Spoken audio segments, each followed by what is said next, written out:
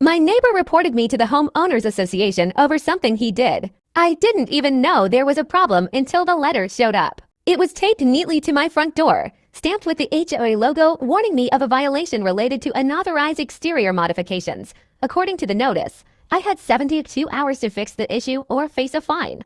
I stood there rereading it, confused, because I hadn't changed anything. I walked outside and immediately saw it. The trash bins. They were placed slightly out of line, just enough to be noticeable. And they weren't mine. My neighbor across the hall, Mark, had been rearranging things in the shared area for weeks, always claiming he was keeping things tidy. I'd watched him move my bins before, but I never thought much of it. Now I did. I knocked on his door and asked if he'd moved them. He smiled, casual, and said the HOA had strict rules and someone must have reported it. When I mentioned the timing, his smile didn't change.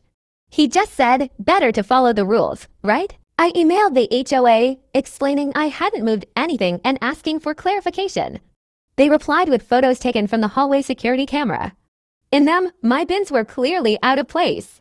What the photos didn't show was who moved them. That night, I checked my doorbell footage. There he was. Mark. Dragging my bins forward, adjusting them carefully, then stepping back to take a picture. A few minutes later, he looked directly at my door before walking away. I sent the footage to the HOA the next morning. By the afternoon, the violation notice was gone from my door. No apology. No explanation. Just silence. Mark avoided eye contact after that.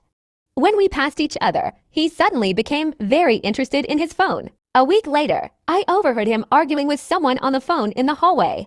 He was complaining about targeting and unfair treatment. A few days after that, new notices appeared, this time on his door. I never celebrated. I didn't need to, but every time I walk past those bins now, lined up perfectly, I remember how easily someone tried to turn me into the problem.